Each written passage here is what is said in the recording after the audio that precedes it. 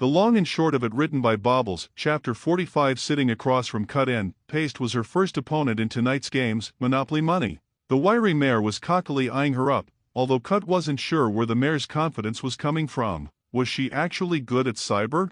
Or did she peg Cut as some pony who'd be easy to drive off through vitriol alone? She supposed she'd have to wait and see. The ambient noise of the room had quieted considerably, with a set of judges stopping by each table to facilitate a coin toss to decide who goes first. Eventually, one stopped by Cut's table. "All right. You, in the outfit. Heads or tails?" Monopoly Money smiled with a strangely smug confidence. "Why does she look like that over a coin toss?" "Heads," Cut's foe replied. "Dang, that's what I would have picked." Wordlessly, the judge telekinetically flipped the coin she'd brought. Cut watched it with bated breath as it tumbled through the air before landing right in front of her. "Heads, Buck." Monopoly's confident smirk widened. Looks like I'm first." As Cut took a look down at her hoof, she figured she'd be fine. In her hoof was a construct, a program which Anand said were called sorceries in his game, 2 regular factories, and a special factory. She had every type of card she needed. Cut was drawn out of her musings as Monopoly made her move. "I play a single black factory, and end my turn." Confused, Cut looked up from her hoof to see she'd done exactly as she'd said. One plain old factory, nothing special. That was rather unexpected. She'd figured Monopoly would summon a construct, at least. Oh well, her loss, Cut supposed. In that case, I'll summon a basic blue factory as well, which would give Cut exactly enough production to summon the construct in her hoof. And I'll tap it to summon Salacious Combat Diver. She'd never admit it, but that was one of her favorite cards. Sure, it was just a basic 2 attack, 1 defense construct, but it only cost 1 production. And the art is pretty great from a purely aesthetic viewpoint. Sure, some less than savory mares might only like it because they think an Amazonian shark colt in a banana hammock is incredibly hot, but I'm above such baser impulses. Monopoly scoffed. Well, what an incredibly mundane choice. Too bad you can't attack with constructs you summoned this turn. Is this some new kind of flame? Condescendingly explain rules your opponent already knows? Seems kinda weird, but hey, might as well give it a shot. Why yeah, lucky you. Since you don't have a construct to block or anything. Okay, that sucked. I'm not trying that again. The mare annoyingly chuckled at Cut's fumble, and drew a card from her deck. "Oh, would you look at that?" Looking up from her card, Monopoly smirked at Cut.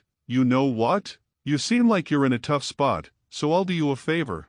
As she spoke, she put down the rest of her hoof. "I'm going to give you a little hint as to how I'll beat you. I'll start by playing this." With all the flair of a mare who thought her battle was already won, Monopoly placed the card before her and Cut nearly fell out of her seat. Before her lay a card she'd never believed she'd ever see. Printed on it was what was known as a car in the world of cyber, and it had the straightforward effect of adding 4 production to one's production pool. On the surface, it wouldn't look like anything special to a pony who wasn't in the know. But Cut knew. Oh, she knew, all right. Knew that it costs over 1,000 bits. The Black Lotus. Monopoly just laughed. "Oh, don't look so surprised. This deck's got dozens of them." "What? Heck, I've got so many of them that I could line one of the wheels on this car." "What?" In her shock, Cut was leaning so far back in her chair that she was practically making a 125-degree angle with the table. "How is that possible? How much money did she spend?" Monopoly was practically leering from her side of the table. "I only need 5, or maybe 6 of them to take you out though. Better hope you get those constructs out fast." Okay, Cut, this isn't terrible. Sure, this mare just admitted to blowing thousands of bits to build this cyber deck, but she also admitted you'll win if you can kill her faster than she can get those out. And this is an aggro deck, killing is what it's good at. "Oh, and I'll tap it to summon a corporate death stooge," Monopoly added, almost as an afterthought. "Okay, that's a simple 1/2 construct. She'll probably use it to block my attack this turn, but at least my Combat Diver's 2 attack means the stooge will die despite its 2 defense. Now to just draw my next card. Yes, a Submariner. The card costs 3 production, but if Cut played that special factory this turn, she'd have enough to summon him. Then I'll start my turn playing Offshore Oil Rig, giving me 2 more blue production." Placing the card next to the factory she'd already put down, Cut ready to summon her construct. Monopoly glared at the table. Another cheap card. I see you spent all your money on that hooker." Cut stopped dead in her tracks, her move forgotten. What did you just say? Her opponent laughed callously. Oh come on. You really think you're the first one to try that? Every mare here has tried her hoof at the old, hire a horse to pretend it's your colt friend routine. Slamming her hoof both of cards and her appendage onto the table, Cut shouted back at her. As if. Anon is much too classy a stallion for that. White-hot anger was surging through her veins. How dare she compare my king to a horse? If looks could kill, the look Cut was beaming right into her face would have vaporized her. And yet, the flankhole had the audacity to smirk back at her. Though, props for also getting a mare to pretend to be your alpha. That's original.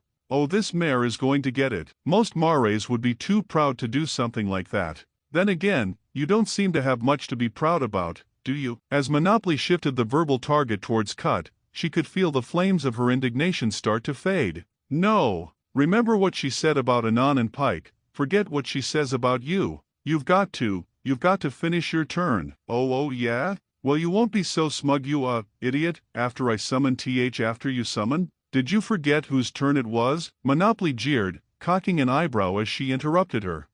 All of Cut's prior feelings were washed away in a flood of confusion. Is she really trying to pull something that basic? It's obviously still my tur. Oh no. Cut's eyes widened with horror as they fell on Monopoly's side of the table. When did she put a second Black Lotus out? When you put your hoof on the table, I took that as you ending your turn, she said with a condescending shrug. You didn't even flinch when I drew and played my next Black Lotus. She briefly glanced at her cards. But I suppose I'm done with my turn now anyway. You can go. She's not even going to use those lotuses to summon a construct? She's mocking me, in more ways than one. As that realization hit home, Cut thought that, for the briefest of moments, she could actually see two counters, the kind they sometimes used in card game mangas. Except these weren't there to show her life points, instead, they said mental points. And hers had just gone from 20 out of 20 to 15 out of 20. Buck, is this really my mind's best way of coping with this? Inventing fake card game mechanics just to keep track of my failing resolve? It certainly looked like it, as Cut's internal despair made it tick down another point.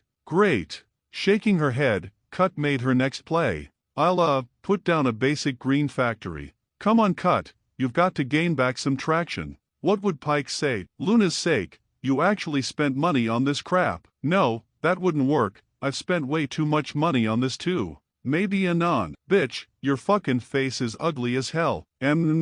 Well, might as well try it. Wait, what are you saying, Cut? You're, probably, the best cyber player in this room. This is your domain. You ought to let her have it. With her fire rekindled, Cut made her play. And now I'm going to summon Submariner. That way next turn he can hit you in your stupid ugly face. Yeah, woo, go Cut, she heard Anon shout from the sidelines. Oh yeah, there's no way she's not reeling after that one. Grinning triumphantly, she slid her Salacious Combat Diver forward to denote an attack. Now Salacious Combat Diver. Go forth. Grinning like a madmare, Cut turned her expectant gaze toward the face of her opponent, who would surely bear a crushed expression of defeat, only to have her hopes dashed by the mare's thoroughly unimpressed look. That's what? 2 damage? Yeah, I'll just take that. She's not even going to bother blocking it? Does she think she's that far ahead? Is she that far ahead? Is that all for your turn? Monopoly asked condescendingly. Cut cast a desperate look toward her cards, hoping for something, but the only thing she could play was that program, which wouldn't do her any good at the moment. Trying to keep her voice strong, she answered. Yeah, Celestia, damn it, that wasn't strong at all. Drawing a card from her deck, Monopoly smiled as she placed it in front of her. Another Black Lotus? You might be right about my face, but with enough cash, any stallion is more than happy to look past it. Cut had obviously lost any sort of insult momentum she'd had, and judging by the vicious smirk she wore, Monopoly intended to take full advantage of that. But I don't know a single stallion who'd actually be able to stomach teats like that, even with my kind of money. Ouch, right in the foalhood insecurity. Almost unconsciously, Cut felt her posture sag while her tail attempted to press itself as close to her but as possible in order to obscure her teats. It was something that worked quite well if she was standing. I mean, look at them. They're huge. Oh, this is bad. Nocturnal Pike and Anon had decided to wait before intervening, in order to give Cut a chance to stand on her own 4 hooves. But listening to her flounder in the face of adversity had Pike deeply reconsidering her whole approach. Anon, of course, echoed her own thoughts. We gotta do something, stat. Pike grimaced. Agreed. Her mind was reeling, trying to come up with something that could turn the tide. As fun as it would be, she couldn't just run up and start insulting the mayor herself. That'd only make Cut look weak, and put an even bigger target on her back for the rest of the tournament. But she couldn't just sit idly by. They're completely repulsive, shouted Cut's foe. She really seemed to be digging into Cut over her teats right then, which was expected. Cut was withstanding the blows, but Pike could tell by her slowly drooping posture that it was really getting to her. How can I turn that around? Turning her eyes back to Anon, Pike noticed he had a smile slowly creeping up his muzzle. You come up with something. His smile grew. Oh yeah. Oh ho ho yeah. Cut in. Paste once again saw her mental life counter before her eyes, and she was watching in horror as it rapidly approached zero. I don't think I can do this. The things Monopoly Money was saying was filling her head with doubt. Be honest, how much cow is in your family? She didn't even have it in her to protest anymore. Maybe I should just go and get it over with. Cut didn't want to listen to Monopoly anymore, lest she start believing the things that she was saying were true. That Anon didn't actually think she was attractive. That he was just being nice to her. It would make more sense though. Suddenly, the miasma consuming Cut's mind was interrupted by a weight on her withers. It was Anon. He'd leaned himself over the back of her chair almost like he was mounting her. How lewd. Leaning his head down next to her ear, he put on an expression that could only be described as obscenely sultry. Monopoly could only stare in surprise. Hey, what are you, Cut? He cut her off. If you beat this bitch to the curb, when we get home I'll suck your titties till milk comes out. Aha. Cut is not home right now. Please come back later. Ew up. That's disgusting, shouted her opponent. What the buck is wrong with you? Why would you say that? Cut knew in her heart that she was right. What Anon said was, strictly speaking, revolting. But something about a stallion saying something so vulgar, so crass, and about her no less, turned Cut's face bright red. What? Anon retorted, never had a stallion approach you for sex before. Her face turned a little red too, whether out of anger or shame, Cut couldn't tell. No. Stallions don't do that. Anon smirked. Maybe not to you. Just then, Cut saw it. A crack in Monopoly's defense, as her mental health points dropped to 17. She started stammering, before abruptly shouting, coaching. My opponent is being coached. That brought Cut back to reality real quick. Coaching was a serious offense, and ponies regularly got ejected from tournaments for it. Even though this tournament was notorious for ignoring rules of conduct, she couldn't be sure if maybe ignored. Came a booming voice from across the room. All three of them turned their heads to the source, a pony wearing a very fancy hooded cloak with glowing golden eyes. Grandmaster, Monopoly Money asked with a mixture of awe and fear. Hey, thanks, Anon shouted back with a grin. Turning back to Cut, he quickly gave her a peck on the cheek. We're rooting for you, babe. And just like that, he returned to the sidelines with Pike. Phew, talk about dropping in the nick of time. No longer in the spiral of negative thoughts her opponent had shoved her into, Cut felt much more clear-headed. She could practically see her mental health points filling back up to 20. It's just an act, Cut heard Monopoly whisper bitterly under her breath as her mental points dropped a few digits lower to 15, which gave her an amazing idea. It seemed that Monopoly claiming that it was obvious Anon was hired was just as much a case of her trying to cope as it was an insult. But now, it was much harder to deny what Cut already knew. Anon and Pike did care about her. And seeing how that little display of affection had already impacted her opponent, Cut knew just what to do. She didn't need to drum up insults to insult her, she just needed to do what she did to the mayor at the front counter, tell the truth. So, with a genuine smile on her face, Cut unleashed her inner dreamy school filly. Isn't he so sweet? She asked without a hint of mocking or sarcasm. He fusses over me so much sometimes. Monopoly actually growled in anger. You're full of it. Did you really?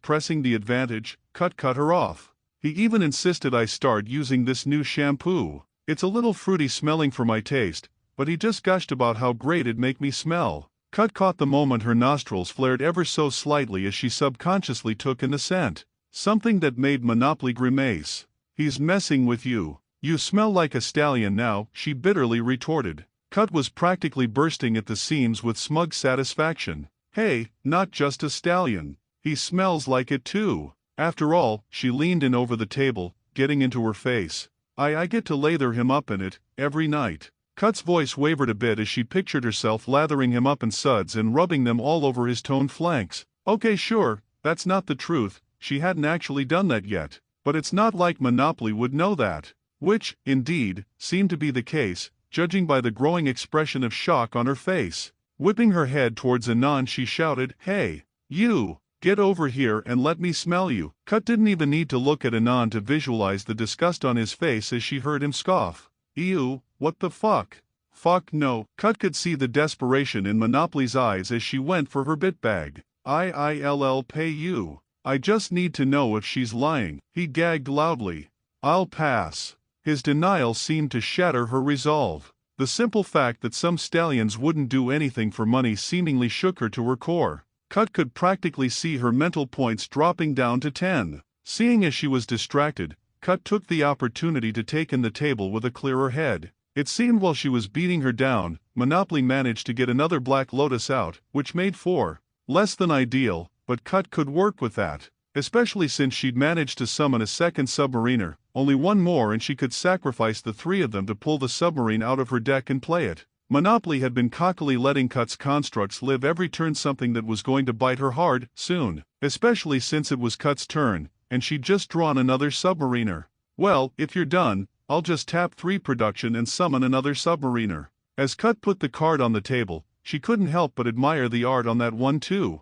For purely aesthetic reasons, of course. She could really see every curve of the depicted stallion in his skin-tight wetsuit, the outline of all his finely honed muscles. It must have taken quite an artist to paint. Looking up from the table, Cut saw Monopoly was glowering at her, teeth gritted in anger. Don't think I don't know what you're trying. Go ahead. It won't save you from my deck. Cut's eyes widened a bit in surprise. Did that mean she'd given up on attacking her personally, and was only going to attack her deck? Ahahaha, well, she's in for a rude awakening, then. Cut smiled. Well, if you insist. Moving the 3 submariners to exile, she paged through her deck until she found the card she was looking for, the nuclear submarine. With 8 attack, 8 defense, and its special ability bombs, this card was a real powerhouse. And in lore, staffed exclusively by stallions in skin-tight suits. Unfortunately, this wasn't a construct she could attack with after she'd just summoned it, so Cut would have to wait until the next turn. And I'll attack with my Salacious Combat Diver, Monopoly grumbled, simply taking the damage. Yes. Although she was still not on track to kill her before she got her lotuses out. Buck. Luckily, a new avenue of victory had just opened up to Cut. Psychological victory. You done. Monopoly practically spat. Seeing as she actually couldn't do anything else, Cut nodded affirmatively. Monopoly wasted no time drawing her next card, the sight of which made her curse under her breath. Yes. Must not be a lotus. Okay, maybe I can beat her in the game after all. Monopoly's eyes narrowed. I'll tap one of my lotuses to play database search. Rats. That was a program that let her take 3 cards off the top of her deck and add one of them to her hoof, while the other 2 were discarded. And judging by the sheer frequency she'd been drawing lotuses, Cut would bet there'd be at least one among those 3 cards. Maybe I ought to use the program in my hoof. It was an instant, which meant she could potentially play it, even though it wasn't her turn. Disruptive virus, it immediately cancelled out any program being played. That would stop Monopoly right there, and potentially buy Cut another turn to hit her. But something was telling her to wait. Something deeper than her instincts. Is this what Silken called the heart of the cards? Sure, playing it right now would be the safe option, but, Cut was feeling a little bold. Confident, even. So she decided to hold on to it for the moment. Looking up from the card, it seemed that while she was thinking, Monopoly was able to get another Black Lotus out. Expected. Disappointing, but expected. You're running out of time, Paste, Monopoly sneered. One more and this game is over. She's right.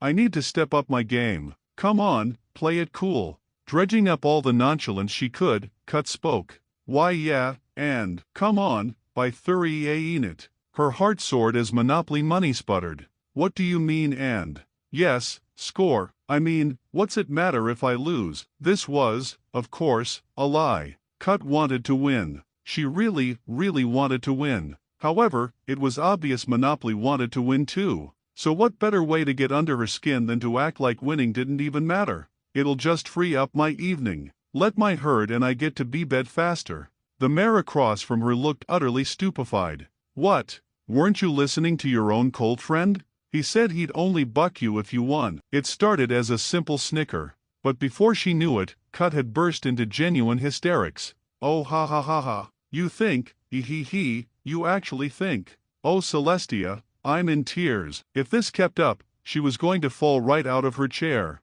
What's so funny, her opponent shouted. This is too much. Cut nearly dropped her cards as the spasms of laughter racked her body. Ha ha ha. Oh hoo. Oh, you do not know Anonymous. But I know stallions, Monopoly cried. They'll take any chance they can get to not put out. Nocturnal Pike was nearly on the floor. Cut had been put in a similar state, and the combined sounds of their laughter had nearly drowned out every other sound in the room. Oh come on, Anon said while looking mildly miffed. Am I really that horny? Oh Luna, don't say it. Don't say it. Wait, Anon's not a natural unicorn, he won't mind. Choking back a giggle, Pike quipped, I don't know, Anon, maybe you should check your forehead. He was confused for a moment, reaching up a hoof to check his forehead. A hoof which, predictably, bumped into his horn. Poofed ha ha ha. Okay, that was pretty good. Yes. Lick my clit, equestrian resources. Horn jokes do not make unicorns feel excluded. Pike let herself have another short laugh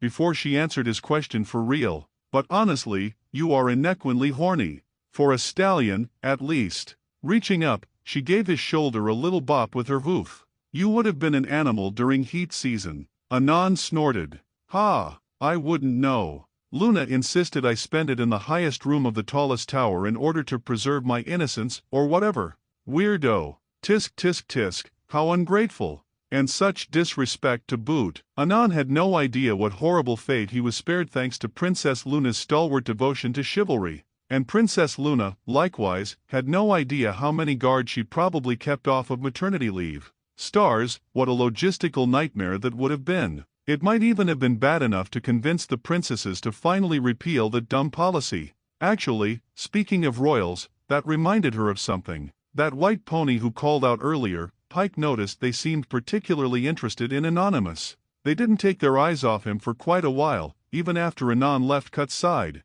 It made Pike think their interest in him went a touch beyond preserving the rules. And, turning her head towards them, Pike could see that they were already back to looking Anon's way. She did not like that. Anon continued on. Although, I guess I can't complain too much. You ever been up there? That room is like an entire house. It's got a library, a hot tub, and poking him in the shin to cut him off, Pike pointed a hoof toward the mysterious pony. Hey, check the dude in the cloak. Following her hoof, Anon saw that pony, still brazenly watching him. Holy Luna, they're not even going to look away while Anon's staring right at them? Bold.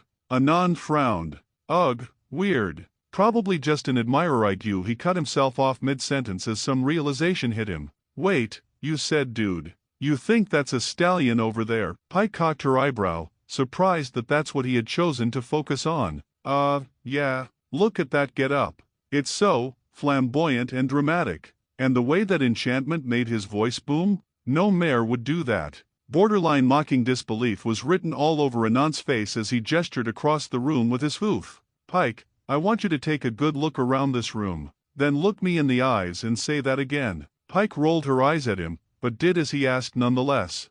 As she looked around, nothing immediately struck her as whatever he wanted her to see. The scene was mostly just what Pike had expected, a bunch of freaking nerds. The room was packed to the walls with over a dozen mares of every tribe. They were all bickering, shouting, and she thought she had caught a glimpse of one crying. But she didn't need to see that for herself. Pike could have guessed that. Ironically, it was only when she looked back at Cut's table that she realized what Anon wanted her to see. It's the mare across from Cut. She's wearing something just as dumb. Realizing exactly what she was missing, Pike looked around the room again, this time with fresh eyes. And at least half of them were dressed in things just as ridiculous. Sure, none as overtly bombastic as the Grandmaster's attire, but strange nonetheless. How didn't I notice this before? She supposed. Maybe she didn't want to see it. After appraising the Thestral for a moment, Anon leaned in. Now, can you really tell me that there's no way that there's a mare under that hood? She really couldn't. Furthermore, now that Pike was really thinking about it, Cut would have been more than happy to cavort around in something like that. Something to think about I suppose. Yeah, you're right, she conceded. Grabbing Cut's bra off his head, he doffed it as he smugly lowered himself in an eye-level bow with Pike. "Thank you." Straightening himself back out and putting the bra back on his head, he cast a brief look over to the pony in question once more. He seemed to hesitate for a moment, eyes trailing the distance between the hooded pony and themselves. Once he seemed confident that the mystery pony was out of earshot, though they were nearly on the other side of the room. After all, he spoke. "Although, assuming that's their actual coat color, you could still be right. Going off their build at least." Oh, actually, Pike hadn't even considered that. But the pony was a white-coated unicorn, which in Canterlot almost always meant one thing. "You think that's a noble over there?" He shrugged. "I think it's a definite possibility."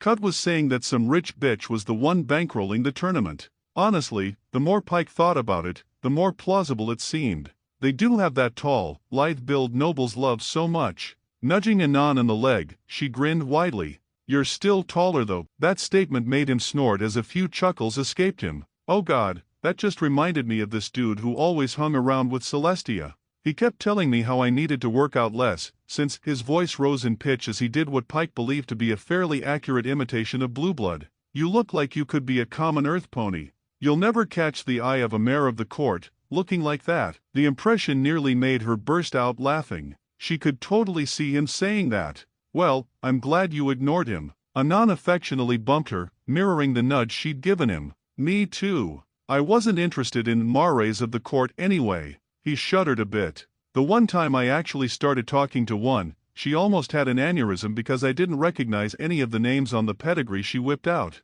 "Ha! Sounds like a noble." Just as Pike was about to share her story about the time she'd met up with a duke, a shrill sound caught her ear. "Liar." "Oh, it's coming from Cut's table, and it's not Cut." "Hey, speaking of aneurysms," Pike nodded towards the table. "Check the mare across from Cut." Cut and Paste couldn't help but smile. She was undoubtedly winning. "It's true. He came up to me at work and asked me out." She beamed as Monopoly visibly recoiled in disgust at the word work. "Yug, you're a wagey? Just when I thought my respect for you couldn't go any lower." She drew her card a while ago but hadn't played any yet. It may have been the perfect opportunity for a little turnabout. Trying to keep her cool, Cut stealthily reached for her own deck. "But how'd you get all those lotuses if you don't have a job?" Monopoly sneered, turning up her nose and looking away from her. "Perfect, now's my chance." "Bah, I wouldn't understand a wagey like you to understand the neat lifestyle." "Ha, if only she knew." Cut really needed to give Aunt Jargon a big thank you hug for pulling her out of that life the next time she saw her. But right now, she could have given this mare a hug for giving her turn away. Sliding the top card off the deck, Cut added it to her hoof. She didn't even notice. "Well, I guess being chief editor of a newspaper is pretty far from a neat." Placing down another factory, Cut smiled again. "And by the way, I tapped 4 of my factories to use the nuclear sub special move. It cost almost all of her production, but it was worth it. 5 damage straight to Monopoly, and 3 to the constructs on her field. Unless she had a program to block it, of course." "What?" Monopoly shouted, "but it's not your turn." "Oh, what did she say earlier?" Cut shrugged. "You didn't even flinch when I drew and played my most recent factory, so I thought you were done with your turn." She could see the burning anger in her opponent's eyes as she stared her down. "Why you little, hey, I was just copying her bit." The least she could do was be a good sportsmare about that. But suddenly, and very unnervingly, Monopoly's mood did a complete 180. In an instant, all that anger was suddenly replaced with a smile. A smile that left Cut deeply unsettled. "You know what? I'll just take it." Sweeping her hoof across her side of the table, she knocked all the constructs she'd played right off the side. "I don't need these." Surprisingly, she did the same to her health counter. "Hey wait, I don't need this, either." As it clattered to the ground, Monopoly slammed her hooves on the table. "Are you done, Paste? 'Cause now you'll be dead." Cut was, feeling a lot less confident in her victory now. Even if the mare's erratic behavior implied she was close to breaking, what the heck she got in her saddlebags? Cut sat in confused silence for a moment. Yeah, I guess I'm done. Better leave the rest of my constructs to block. Who knows what this mare is going to do?" Not even bothering to reach for her deck, Monopoly slammed a card down onto the table. "Then I play this. My 6th and final Black Lotus." With all the flair of a madmare, she proceeded to spike all the rest of the cards in her hoof onto the ground. "Well, all except for the one she just slammed onto the table. Which lets me play this." blot out the sky. Tapping all of her black lotuses, she let out an unhinged laugh. Those 6 lotuses are worth 20 production, paste. You know what that means? This program gives me 22/1 constructs, with flying, and everything on your side of the board dies. What? Any worries Cut had were immediately washed away with white-hot anger. Who's this mare trying to fool? Give me that. Cut snatched the card off Monopoly's side of the table. She'd used this card before herself, and that was not what it did. The summoning part was right, but it didn't kill all of her constructs too. Where do you get off pulling such a blatant, light? Cut felt a pit form in her stomach. She knew she'd played with this card before. She knew how it worked. So why did it say exactly what Monopoly just said? You're probably thinking of the version that isn't a misprint, Monopoly said, her voice oozing with satisfaction. Plucking the card away from Cut's face, she laid it back down on her side of the table. The one that says destroy all non-factory, non-constructs, that's the one. Wow, I've never even heard of this misprint. Hold on, there's no way this mare bought these on a neat allowance. Her parents must be more loaded than mine. Any last words before I send you home with your cold friend, paste? Wait, manure. This last push might actually wipe me out. 22/1 constructs was more than enough to kill her in a single turn, especially if she didn't have any constructs of her own that could also fly, and therefore block. Buck, buck, buck. Well, Cut, it was a good run, but apparently even Cyber is pay to win. This blows. If only I had something that could cancel her program, like Disruptive Virus or something. Wait a second. I have that card. In that case, Cut said so casually that she even surprised herself. I'll tap the last of my production to play Disruptive Virus. So that goes straight to your junkyard. Thank you, Heart of the Cards. The mare across from Cut froze shock still. Placing it in front of her, Cut tapped it for emphasis. You know, the card that cancels any program that's being played, sending it to your junkyard. Monopoly continued to remain perfectly still, her face frozen in the triumph she thought she'd had. Oh. Without warning, the limb she was putting her weight on gave out. Before Cut could even flinch, Monopoly fell toward the ground, her head impacting the table along the way with a loud bang. Sweet Celestia, Cut cried. Oh shit, she heard Anon shout. Eventually Monopoly landed in a crumpled heap on the carpet, motionless. Clear the way, Cut heard Pike shout moments before she zipped past her. Watching her go, Cut saw her leap right over the table before landing at Monopoly Money's side. The mare's eyes were white and unfocused, and Cut thought she spied a little foam leaking from her mouth. Meanwhile, Pike was a flurry of motion as she wasted no time getting to work. Her hooves were all over the still mare, presumably checking her vitals. After rapidly poking and prodding her for a few moments, Pike shouted to the room, "Mare down!" But no sooner had the words left her mouth than 2 mares and a stretcher were by Monopoly's side. Without a word, the mares roughly rolled poor Monopoly onto the stretcher. Hey, you shouldn't. The 2 didn't even acknowledge Pike as they lifted the stretcher and trotted off with Monopoly Money supported between them. Cut sat there for a few moments in silence as she watched them go, unsure of what to think. She guessed the mare's entire strategy was building up to that card, and without it, she just fell apart. Almost literally.